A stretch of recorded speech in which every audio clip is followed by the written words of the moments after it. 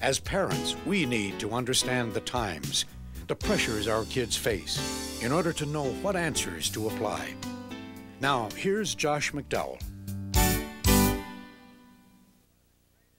Young people, one of the greatest treasuries that's been entrusted to us are our children. It seems like the theme today is that kids can't say no. Well, I believe they can. I mean, Planned Parenthood and others will come on with a line for giving out condoms and birth control and everything else, is that, look, kids are going to be involved anyway. No matter what you do, kids are going to be involved. So give them birth control. Well, I'm sure glad that Planned Parenthood and some of the other groups are not in charge of our drug program. Because regardless of what you say, kids are going to be involved in drugs. There's going to be a certain percentage of them are going to be involved in drugs. So taking the line, they're going to do it anyway, so make it safe. Then we ought to have drug clinics at school and make sure they get clean needles and clean stuff and give them a place to come down in. Make it safe. And when they say, well, you can't control it, look, they're going to be involved. They're not discerning the difference between animal sexuality and human sexuality. The difference between animal sexuality and human sexuality is man can choose. He can say no. He can wait. Maturity can put off immediate gratification for the future. That's one of the beauties of the uniqueness, the dignity of man, of woman. We can say no and follow through. So don't get caught up in the wave today that our kids are hopeless. They aren't. We got one of the greatest crops of young people that's ever been around, and they need our help.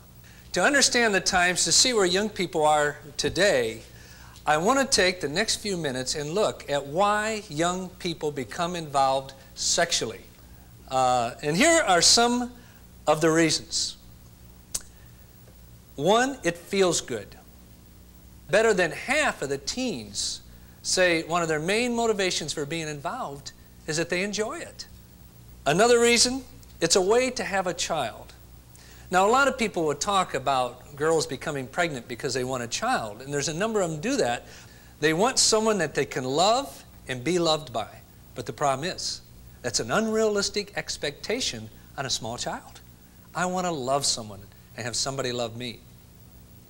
Then, lack of moral standard. We have no direction. And I'm convinced through research and personal interaction, young people want direction.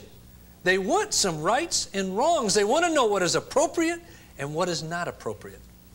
Peer pressure. You say, well, peer pressure has always been around. That's right. When you were growing up, it was around. But it's quite different today than what many of you face for this reason. When many of you were growing up, the pressure was not to become involved. Now, it's been reversed to the pressure is to become involved sexually. Then broken homes. Broken homes. In the sense that a child from a two-parent home will receive sexual instruction and reasons to wait more than from a broken home. It's almost double, research will show. Then another reason, the media. I spoke in that earlier. When you figure a child seeing an average of 9,230 acts of sex a year on television, it's got to influence them. Then alcohol and drugs.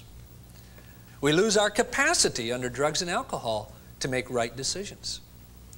Then, easy access to birth control. Another reason for young people becoming involved sexually is the search for security and self-esteem. Then a search for intimacy, of being close to someone, of being able to be real around another person. Another reason for entering into sex today is to escape from relational problems. If we can't cope with relational problems, then the very next step is physical involvement. And then what usually happens, that drives them further apart. A way to be popular. And then living together in preparation for marriage. Early dating. Early dating. As parents, we need to be aware of this. They did a study at Utah State University and Brigham Young. These are the results they found. Applied to a girl.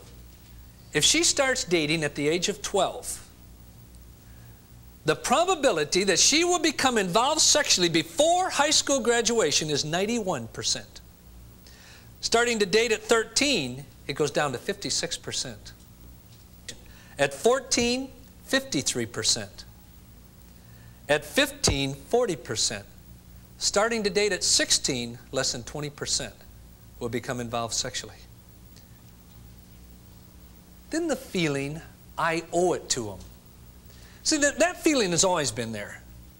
But now it's there with greater pressure because it's so accepted in society, where maybe for some of you, you were expected to have a kiss. Today you're expected to have sex. Another, it proves one's love. It proves one's love. Here's where you have the confusion of sex and love. You take a 5th, 6th, 7th, 8th grader who says, yes, I'm in love.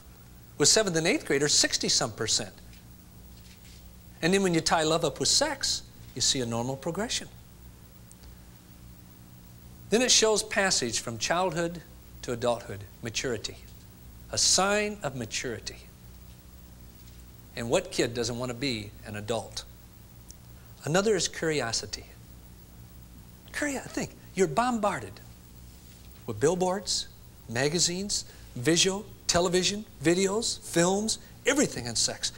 You have to know what's behind it, and you'd still probably have it. Skepticism about commitment in marriage.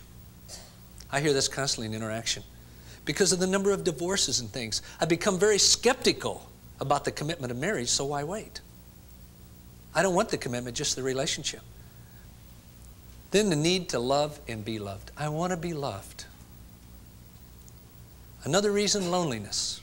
You know what research shows? The loneliest person in the United States is a teenage girl. Not the elderly, not retired, anyone else. Teenage girls are the loneliest people in the country. Then pressure from boyfriend or girlfriend. You can imagine a fellow going out, if he doesn't score, the pressure he feels, this is acceptable, everything else, and I haven't scored? There's something wrong with me. Or the young lady goes out and the guy hasn't tried to score on her. What's wrong with me? Then rebellion. In the essays that came in, 10 or 12 stand out, and many of them wrote, the ultimate sign of rebellion was having sex in my parents' bed. Most sex now doesn't take place in a drive-in theater, late at night, motel rooms, anything else. The majority of teenage sex takes place between 3 and 5 o'clock in the afternoon, when the house is empty. And then I believe another reason is a lack of a healthy biblical understanding of the meaning and purpose of sex.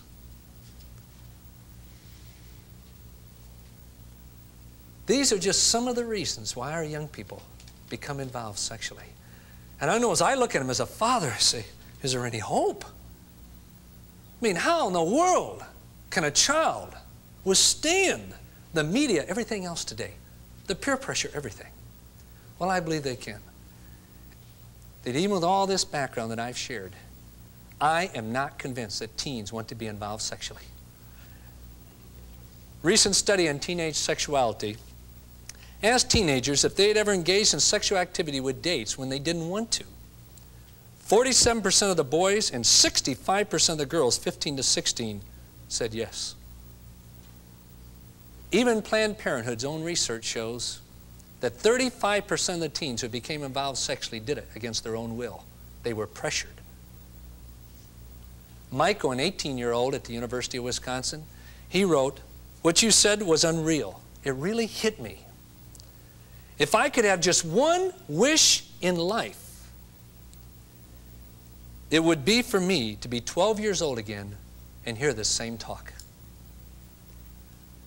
I believe we owe it to our young people that when they reach 18, their one wish in life won't be, I wish I could have heard this when I was 12.